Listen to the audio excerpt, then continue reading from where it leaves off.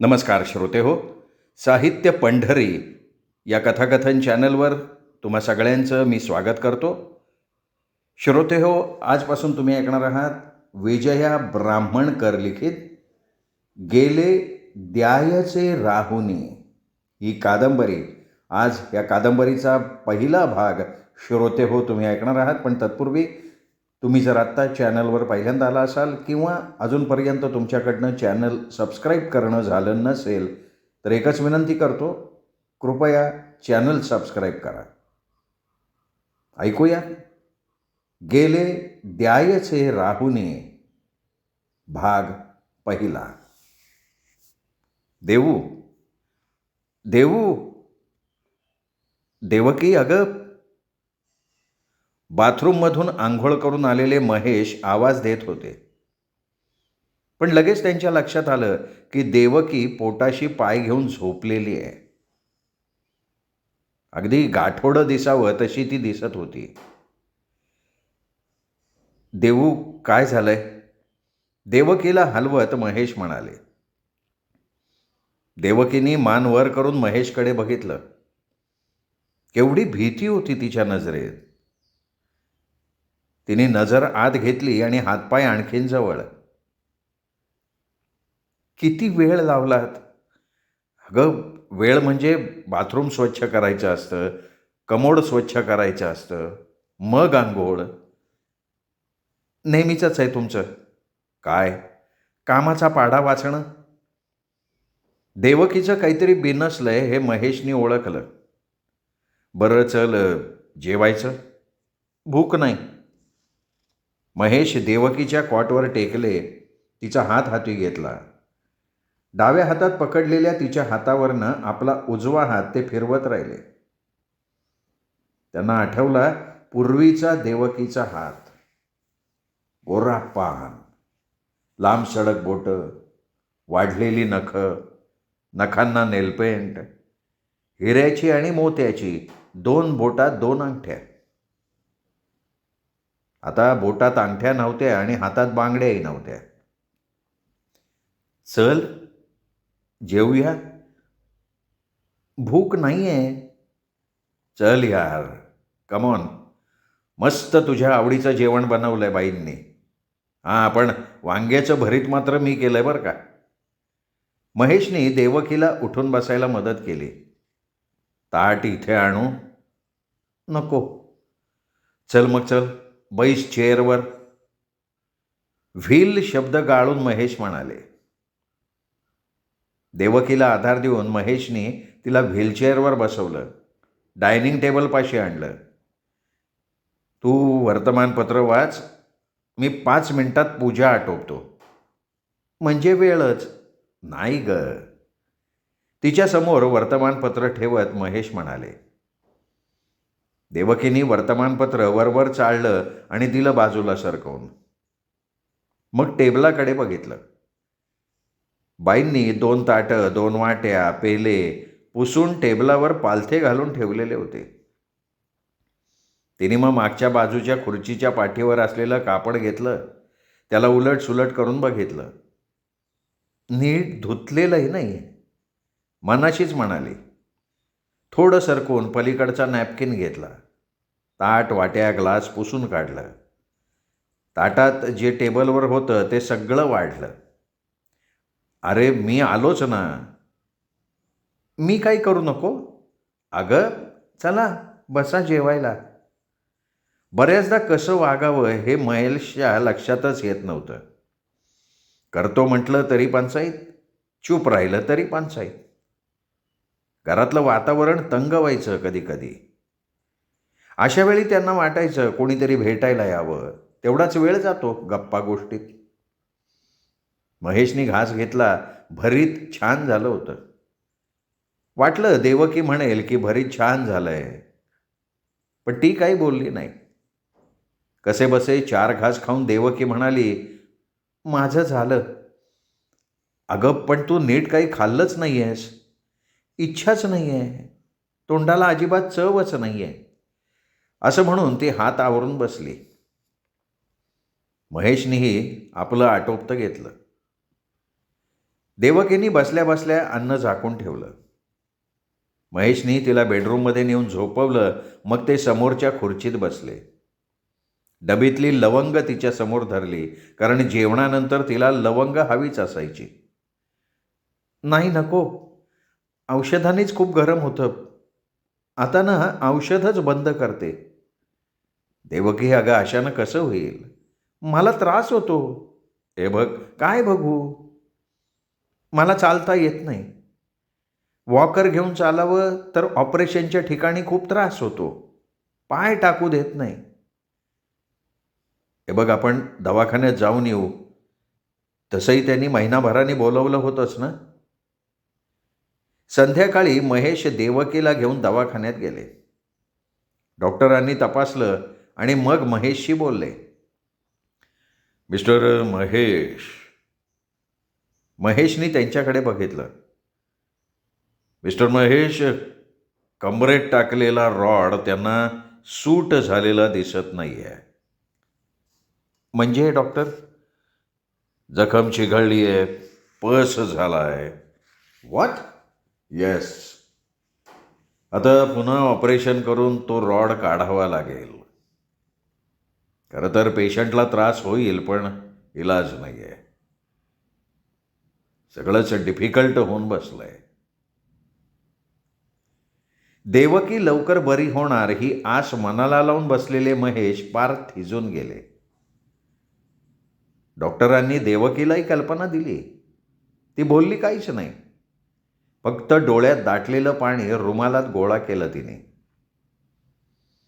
ठरल्याप्रमाणे देवकीचं ऑपरेशन पार पडलं. दुसऱ्याच दिवशी ऑपरेशन ठरलं होतं. त्या रात्री दोघंही आपापल्या अंथरुणावर पडले. महेशच्या डोळ्यात झोप नव्हती. हे असं कसं घडतंय देवकीच्या बाबतीत? खरं तर ती खूप उमद्या स्वभावाची, हसरी, साऱ्यांचं करणारी. पण ती बाथरूममध्ये पाय घसरून पडली काय आणि सारं चित्रच पालटलं. त्या दिवशी म्हणजे साधारण महिन्याभरापूर्वी मी रिटायर झालो. ऑफिसमध्ये निरोप समारंभ झाला. शाल हारतुरे घेऊन मी घरी आलो. देवकी माझी वाट बघत दारात उभी होती. मी माझी गाडी पार्क करून दाराशी आलो. देवकी दारात तबक घेऊन उभी होती, आरतीचं. तिने मला ओवाळलं. देवकीच्या हातातल्या तबकात मी 100 रुपये ठेवले. माझी ब्रीफकेस घेऊन आणि हार तुरे शालीचं पॉलिथिन घेऊन माझ्या मागे माझा ड्रायव्हर उभा होता. या ना, देवकी दारातून बाजूला होत म्हणाली. ड्रायव्हरला तिने बसवलं, खायला दिलं, चहा दिला. येत चला. येणार, नक्की येणार. मी विसरणार नाही बाईसाहेब तुम्हाला आणि साहेबांना. हे बोलताना ड्रायव्हर अमीरच्या डोळ्यात पाणी तरळलं. आणि मग पाया चपला सरकवत अमीर म्हणाला, चलतो बाईसाहेब. निघून गेला. अनेक वर्षांचे ऋणानुबंध संपले होते. तो भेटीला येईलही कधीमध्ये, पण रोज काही येऊ शकणार नव्हता. रोज येईल कसा? रोज गाडी घेऊन ऑफिसात घेऊन जाण्यासाठी तो आता बांधील नव्हता. कसं वाटतंय? माझ्याकडे बघत देवकी हसत म्हणाली. माझ्या मागून बेडरूममध्ये आली. मोकळं वाटतंय. अंगातला कोट काढून हँगरला लावत मी म्हणालो, आता आपण खूप मज्जा करायची. म्हणजे मला म्हणायचं आहे की आपले काही छंद असतील.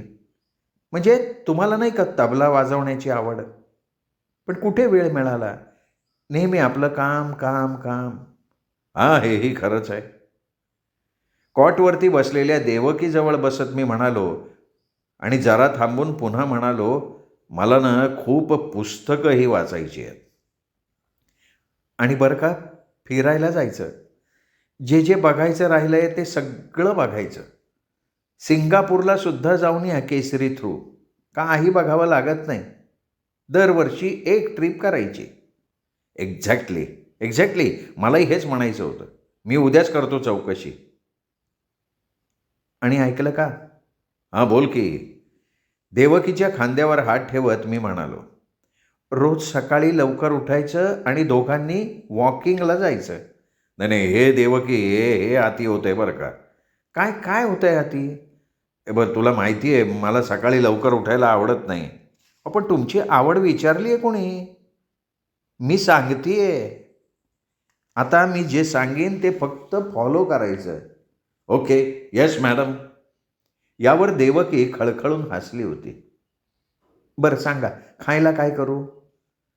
खाणं झालंय, चहा घेईन. आणि हां, आज रात्री जेवायला बाहेर जायचं आहे. कुठे? सेंटर पॉईंटला. मी पण. मग अगं, दोघांनाही ऑफिसच्या लोकांकडनं आज सेंड ऑफचं डिनर आहे. चल चल चल, पटकन चहा कर आणि तयार हो. तुम्हा बायकांना खूप वेळ लागतो. हे मात्र खोटं आहे हां. बरं मला सांगा, मी साडी कुठली नेसू? Just like. ओके. रात्रीचं डिनर आटोपून दोघंही घरी आलो. कपडे बदलून मी अंथरुणावर अंग टाकलं. खूप थकल्यासारखं वाटूनही झोप मात्र येत नव्हती. अजिबात येत नव्हती. कारण मनात रिक्तपणा दाटून आला होता. एकदम खालीपण, मोकळं. जणू मधली वर्ष गळून पडली होती. मनात असंख्य विचार. लहानपण डोळ्यांसमोर साकारलं. आईवडिलांचा मी लाडका, पण त्याहीपेक्षा आजी आजोबांचा लाडोबा. सगळे म्हणत, पोरगं लाडानं वाया जाणार नक्की. 2 मोठ्या बहिणी होत्या मला. त्याही खूप प्रेम करत माझ्यावर, म्हणजे आत्ताही करतात. मी लाडाने वाहावलो होतो, पण वाया मात्र गेलो नाही. शिकलो, इंजिनियर झालो, पण तिकडे मन लागेना. MPSCच्या परीक्षा दिल्या, पहिल्या टर्ममध्ये पास. इन्कम टॅक्सला जॉईन झालो. पुढे देवकी आयुष्यात आली. जगणं आणखीन मधुर झालं. एक मुलगा, एक मुलगी. मुलगा मिथून सिंगापूरला सॉफ्टवेअर इंजिनियर. सुनई इंजिनियर होती. मुलगी मनवा, लग्न होऊन मुंबईला.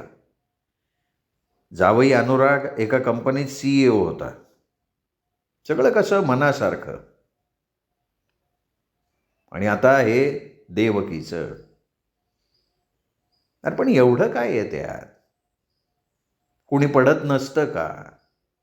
त्यांचं ऑपरेशन होत नसतं का? पण पुन्हा होईल, सगळं ठीक होईल. मीच मला समजावलं. मन पुन्हा सावरलं. विचार सुरूच होते मनात. एक यायचा, एक जायचा. केव्हा तरी पहाटे डोळा लागला. पहाटे 5चा अलार्म वाजला. महेश पटकन उठून बसले. देवकी बाजूला झोपलेली दिसत होती. कदाचित तिचे फक्त डोळे मिटलेले असावेत. झोप तिलाही आली नसणार. देवकी, महेशने आवाज दिला. हां, उठतेस? जागीच आहे. दोघांनी हे आवरलं. वॉकरच्या सहाय्यानं देवकी गाडीपर्यंत आली. हालचाल करताना तिला होणाऱ्या वेदना तिच्या चेहऱ्यावर स्पष्ट दिसत होत्या. फाटकाशी आमिर ड्रायव्हर उभा होता. साहेब, गाडी मी चालवतो. आणि साहेब, केव्हाही गरज पडली ना तर मला आवाज द्या, मी येईल साहेब, आमिर म्हणाला. महेश आणि देवकी त्याच्याकडे भारावल्या नजरेनं बघत राहिले. ऑपरेशन आटोपलं. कमरेतला रॉड काढला. 8 दिवसांनी स्टिचेस काढले. हे बघा, आता थोडं उठून बसा, डॉक्टर म्हणाले. त्यांच्या म्हणण्याप्रमाणे महेशनी देवकीला उठवून बसवलं. तेवढ्यात मोबाईल वाजला. मिथूनचा फोन होता. बाबा, आई कशी आहे? अरे एकदम छान आहे, आत्ताच उठून बसवलं तिला. आम्हाला काळजी वाटते. अरे सगळं ओके आहे, आणि शिवाय मी आहे ना, डोंट वरी. असाच चौकशीचा फोन मगाशी मनवाचाही येऊन गेला होता. काय म्हणाला मिथून? देवकीच्या शब्दात उत्सुकता होती. अगं, चौकशी करत होता तुझी मिथून. मगाशी मनवा सुद्धा विचारत होती. महेशचं बोलणं ऐकून बसल्या बसल्या देवकीचा चेहरा फुलून आला. ती ताठ झाली. कसं वाटतंय आता? एकदम छान. देवकीचा फ्रेश मूड बघून महेशनाही बरं वाटलं. हे बघ, आता बसलीच आहेस तर चहा बिस्किटं खाऊन घे. मला जरा टेकवून बसवता का? महेशने मग कॉटच्या पायाकडचं व्हील फिरवलं, डोक्याकडचा भाग वर केला. मी येतो कॅन्टीनमधनं चहा घेऊन. मला चूळ भरायची होती. महेशने ते सारं आटोपलं, नॅपकिन दिला, प्यायला पाणी दिलं आणि येतो म्हणून कॅन्टीनमध्ये गेले. 2 कप चहा आणि देवकीच्या आवडीची बिस्किटं घेऊन आले. चला, कालपर्यंत असणारं टेन्शन गेलं. देवकीकडे बघत महेश मनाशीच म्हणाले. मग त्याने देवकीकडे बघितलं. चहा बिस्किटं झाल्यानंतर देवकी आणखीन फ्रेश दिसत होती. तुम्ही घ्या ना. हां, घेतोय. ऑपरेशन झाल्यापासून भेटणाऱ्यांची रीघ लागली होती. ओळखीचे, शेजारचे, नातेवाईक, देवकीच्या मैत्रिणी, त्यातही काही शाळा कॉलेजातल्या मैत्रिणी, काही भिशी ग्रुप, तर काही भजनी मंडळातल्या. देवकीचं फ्रेंड सर्कल खूप मोठं होतं. येताना कोणी नाश्ता आणत होतं, कोणी जेवण आणत होतं. त्यामुळे महेशला देवकीजवळ थांबणं सोयीचं होत होतं. कसं काय, कसं वाटतंय? राऊंडला आलेल्या डॉक्टरांनी विचारलं. बरोबर, त्यांचा लवाजमा होताच. ठीक आहे. ठीक आहे, काही छान आहे. छान आहे, देवकी हसत म्हणाली. आता 4 पावलं चालून बघा, मग वाढवता येईल काय? देवकीनी मान हलवली. डॉक्टर गेले. त्यांच्या मागून त्यांचा स्टाफही गेला. चला, बघायचं का चालून? येस, अतिशय खुशीत येऊन देवकी म्हणाली. तिने आधी हळूच डावा पाय खाली सोडला, मग उजवा. महेश तिला आधार देण्यासाठी समोरच होते. त्यांनी तिचा हात पकडला. तिने डावा पाय खाली फरशीवरती टेकवला. मग ती उजवा पाय टेकवायला लागली. हळू हळू, अगं हळू. देवकीच्या कमरेभोवती हात धरून महेश म्हणाले. देवकीने उजवा पाय टेकवला आणि तिचा एकदम तोलच गेला. का ग, काय झालं?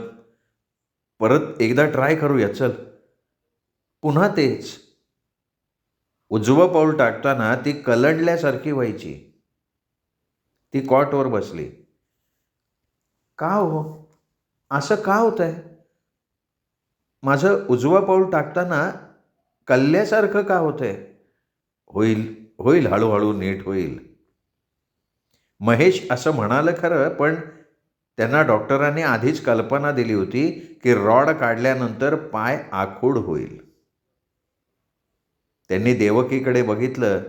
ती आपला उजवा पाय निरखत बसून होती, चेहऱ्यावर नाराजी. देवकी देवकी गप्प होती. देवकी, एक सांगू? तिने फक्त महेशकडे पाहिलं. हे बघ, हे बघ, आपण पायातला रॉड काढलाय ना, आणि तिथे हाड तुटल्यामुळे गॅप निर्माण झाली आहे. ती गॅप रॉडने भरून काढली होती, पण आता तिथे रॉड नाही आहे. पाय किंचित आखूड झालाय. आखूड झाला असेल तर असे ना, काय फरक पडतोय, नाही का देवकी? मग काय जन्मभर लंगडत चालायचं का? अगं, मी आहे ना सोबतीला, आणि वॉकर सुद्धा. हां, हॅलो, महेश का? कोण, ताई का? बोल बोल ताई, बोल. अरे महेश, उद्या आम्ही येतोय हं. कशाला त्रास घेताय? अरे त्रास कसला, सकाळी पोचतो. मला वाटतं तुम्ही न आलेलं बरं. अगं, दगदग होईल ना ताई. असू दे. हे बघ ताई, आता काही बघणार वगैरे नाही. हे बघ, आमची काही मदत होऊ शकत नाही हे आम्हाला माहिती आहे. मोठीच्या हाती काठी आणि धाकटी अधो डोळ्याची, म्हणजे मी रे. ताई, म्हणूनच म्हणतोय मी. अरे, मागे पाय फ्रॅक्चर झाला तेव्हाही तू काही कळवलं नाहीस. आता येऊ देत हं राजा आम्हाला. आणि अरे आम्ही थांबणार नाही आहे. फक्त भेट घेऊ संध्याकाळी परत. तुझी कामं वाढवणार नाही. ताई अगं असं मी म्हटलंय का गं? अरे आम्हाला माहिती आहे. आमच्याच मागे एक जण कायम हवा असतो. आम्हाला सगळं हाताशी लागतं. इथे हाताशी माणसं आहेत म्हणून ठीक आहे. आणि महेश आम्ही गाडी करून येऊ म्हणजे जाणं येणं सोयीचं होईल. बरं. देवकीला बघताच दोन्ही नणंदा ढसाढसा रडल्या. ताईंनी देवकीला जवळ घेतलं, थोपटलं, धीर दिला आणि म्हणाल्या, देवकी जातील हं हेही दिवस. दिवस जातीलच हो ताई. पण माझ्या आयुष्यात काय फरक पडणार? कोंडून पडले मी घरात. कुणाला भेटावंसं वाटत नाही, कुठे जावंसं वाटत नाही. ताई समजूत घालत रडत होत्या. काय हे असं कसं? असं मनात म्हणत देवाकडे बघत होत्या. देवकी ताईजवळ रडत होती, बोलत होती, आपलं मन मोकळं करत होती. देवकीला रडू फुटलं. महेश तिच्या जवळ बसून तिच्या पाठीवरनं हात फिरवत होते आणि तिच्याही नकळत त्यांनी आपले डोळे शर्टाच्या बाईने कोरडे केले. देवकी अगं रडू नकोस. रॉंग रॉंग आहे हे. देवकी अगं तू धीराची आहेस. काय करेक्ट आणि काय रॉंग देवकीच्या मनात आलं. ती बोलली काहीच नाही. महेशच्या खांद्यावर डोकं ठेवून फक्त रडत राहिली. आणि महेश तिला कवेत घेऊन थोपटत राहिले होते. श्रोते हो, विजया ब्राह्मणकर लिखित गेले द्यायचे राहुनी या कादंबरीचा हा होता पहिला भाग. दुसरा भाग ऐकण्यासाठी श्रोते हो आपण उद्या भेटणार आहोत साहित्य पंढरी कथाकथन चॅनलवर. तोपर्यंत नमस्कार. पण आजचा भाग तुम्हाला कसा वाटला कमेंट करून जरूर कळवा. आजचा भाग लाईक करा, मित्रपरिवारात नातेवाईकात शेअरही करा. भेटूयात उद्या. नमस्कार.